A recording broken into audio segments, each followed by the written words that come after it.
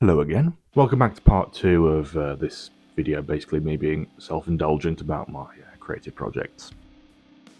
So last week I spoke about the planned continuity I have for my novels, or just planned novels I have for the future.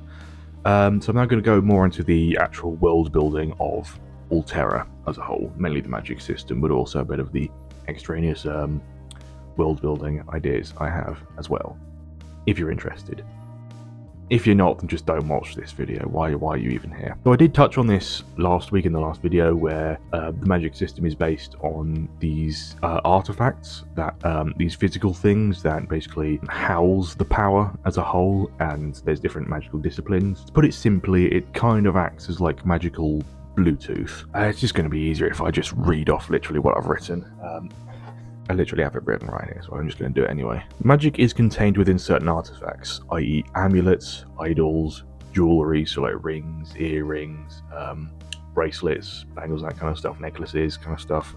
Take a shot every time I say the phrase kind of stuff. I think I do that way too often. People will then tie their souls to these magical artifacts to harness their power by holding them in their possession for an unclear and variable amount of time, at which point they are then bonded until death or a particular deactivation ritual is performed. And it's usually a semantic incantation, so just some phrase that is spoken that can deactivate. And there are different types of it, which I'll get into later. Again, basically it behaves like Bluetooth, pairing the artifact with the person. Each artifact contains a specific discipline of magic, and only one discipline of magic per artifact. One person can bind themselves to multiple artifacts at once to harness multiple different disciplines, and different artifacts have different levels of power as well, so some artifacts are more powerful than others in their various disciplines. You can basically almost stack your artifacts in a way in a certain discipline to make yourself even more powerful in that particular discipline as well, but there is a catch to that.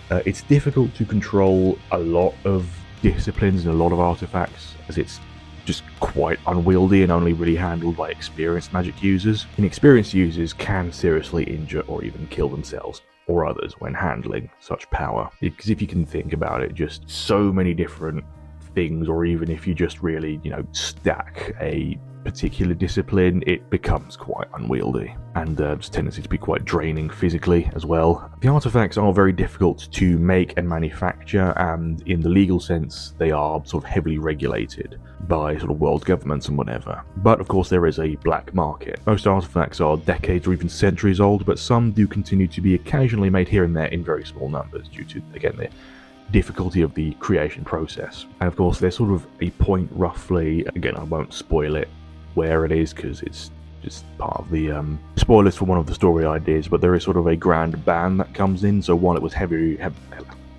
regulated before, it becomes even just sort of straight up illegal outside of archival purposes. So going back to the disabling incantations, I've got basically 3 different versions to basically cover all things. There is a catch-all temporary disable, so this is a very useful thing used by, say, law enforcement to shout this incantation at once a rogue magic user, and it will temporarily disable the magic for the time being.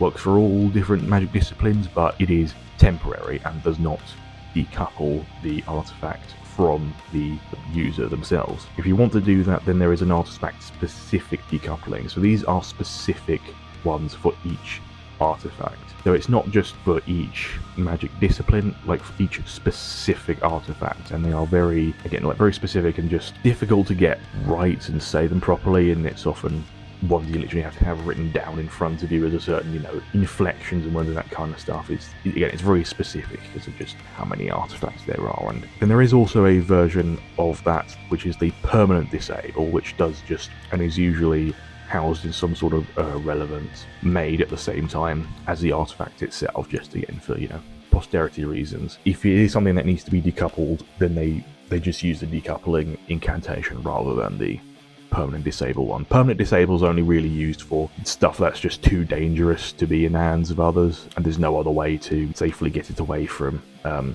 evil hands. So going to the actual different disciplines of the magic. So there's 3 main categories: mind magic, body magic, and elemental magic. Perhaps I maybe did go a bit overkill with the amount of just variation in here, but I enjoyed making it, alright? My story. So the first one, starting with mind magic, is Scientia Imperium. This is the magic discipline most apparent in Control.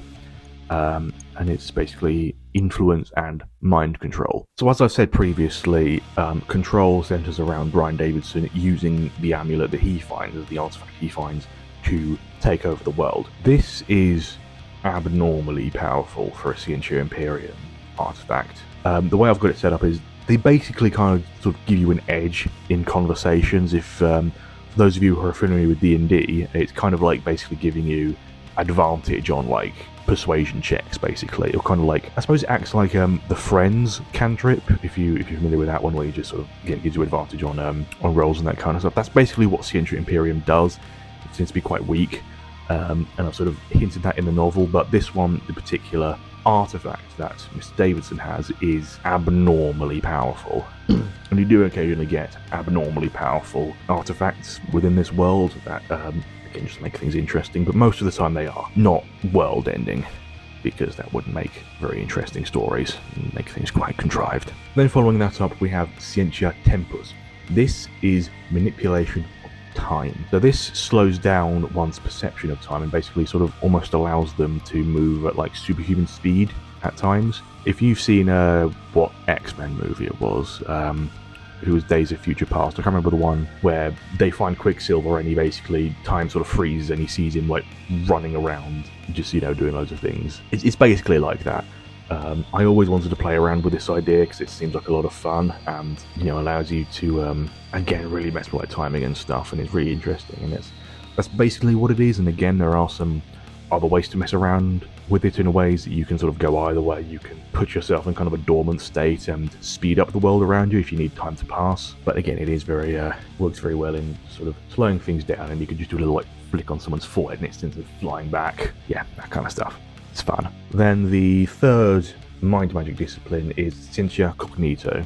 This is the one for expanding one's capacity for knowledge. This one is typically sort of canonically used mainly for just sort of archival purposes. People's in certain like clerical positions where, you know, they need to store a lot of information in their minds, and that just helps with that kind of stuff. And it's basically just kind of a semi-artificial enhancement on intelligence, but it's even more interesting is sort of the idea I have for when disabling it. You kind of like, your character doesn't really change, but you just forget a load of stuff immediately. So, but yeah, it's mostly just harmless, really. It just, again, expands one's capacity for knowledge. Then going on to the body magic disciplines, we have Ferrus Corpus. For those who know their Latin, knows that basically means iron body or body of iron, and you can probably pass from that it's basically strength and damage resistance, basically turning you into kind of like Incredible Hulk level strength and that kind of stuff. Pretty self-explanatory. Aside from that, we also have Sanitas Corpus, which is basically for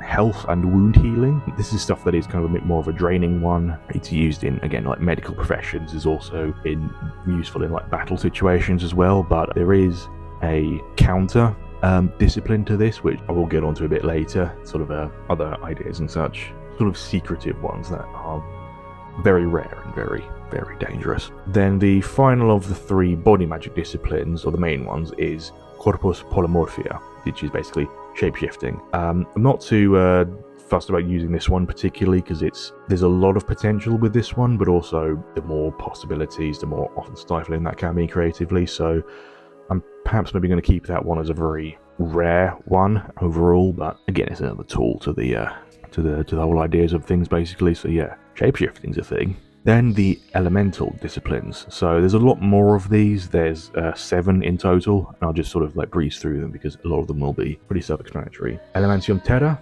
is earth. Elementium aquis is water. Elementium ignis is fire or heat.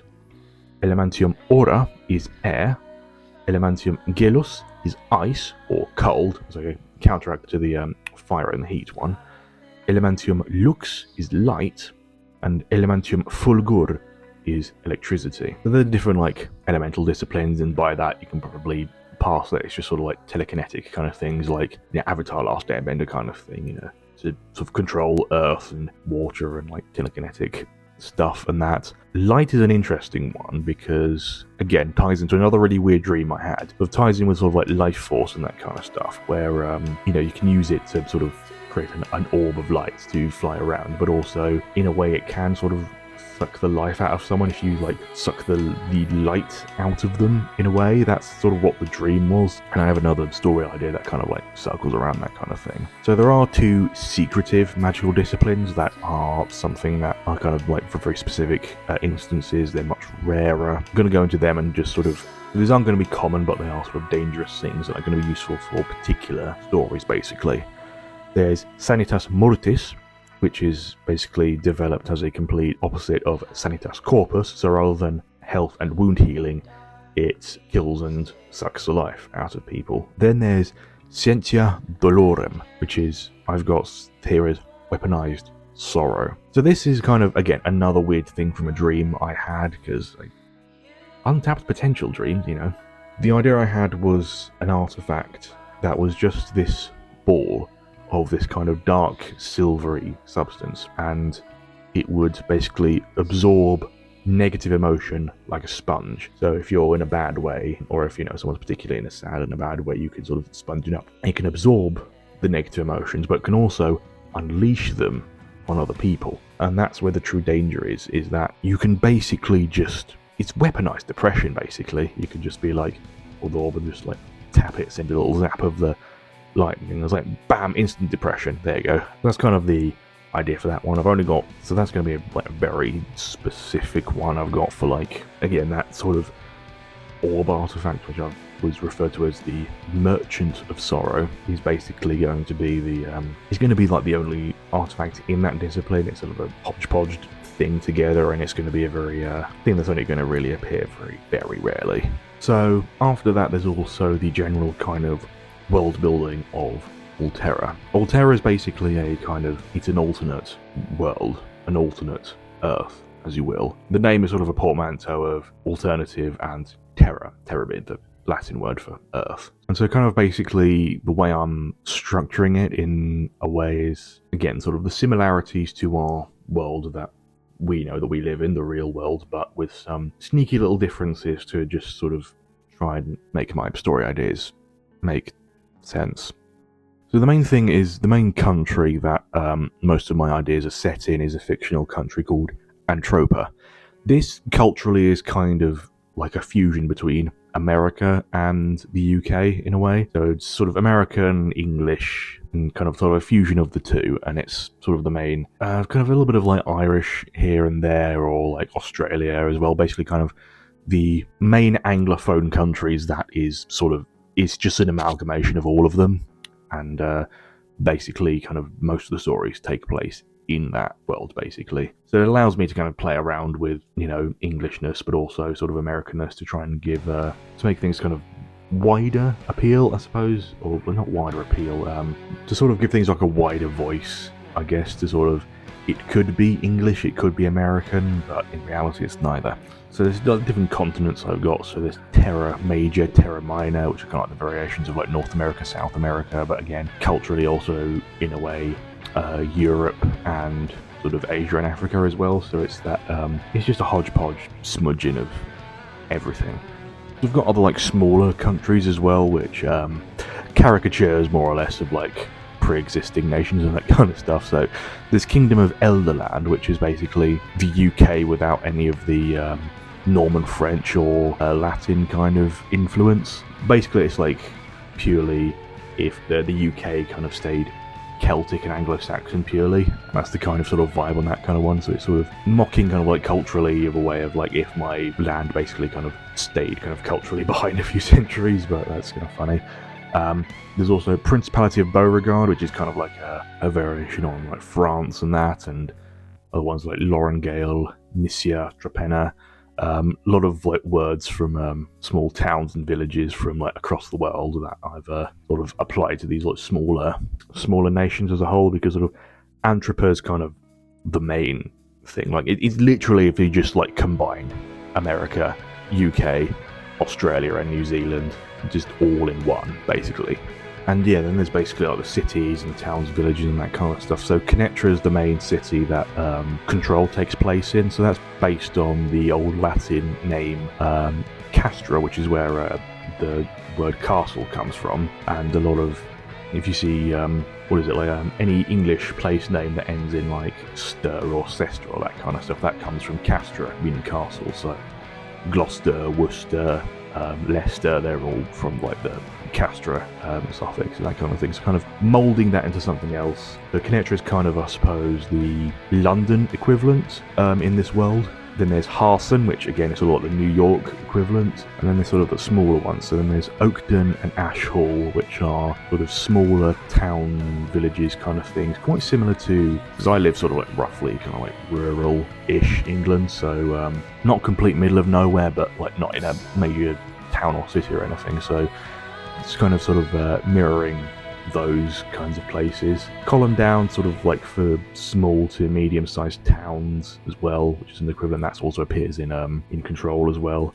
And then for Ocean Flame, that takes place in a town called Port Glass, which is again your typical kind of small port village. Typically kind of culturally, I've got the one kind of between your kind of like Scottish port villages that you get like way up north in like the Highlands and in the like Orkney and Shetland Isles, but also combined with the kind of port towns you get sort of down in the southwest of England, so like the Cornish and Devon places as well. Because Cornish has actually got a lot of Celtic heritage as well, like Scotland, so it's kind of tying into that Celtic stuff as well. So yeah, I think that's pretty much everything regarding my creative ideas thus far, at least in terms of literature. Again, there's a couple of other little small story ideas that are barely fleshed out at all, which may or may not come to fruition in the future, but that is more or less everything. So if you if you want any sort of like explanation on world building and stuff, then come to this video, or if you have any more questions, then just leave them in the comment section below. But that is it thus far. If you enjoyed the video, then thank you. I've got more music related videos coming up planned as well, and general progress updates on my writing for those who are interested in that as well. Or if you have any more ideas on like more writing related stuff that perhaps you would like me to talk about or make a video on, then please do make a comment below and I will certainly read them. Anyway, thank you for watching, and I'll see you in the next video.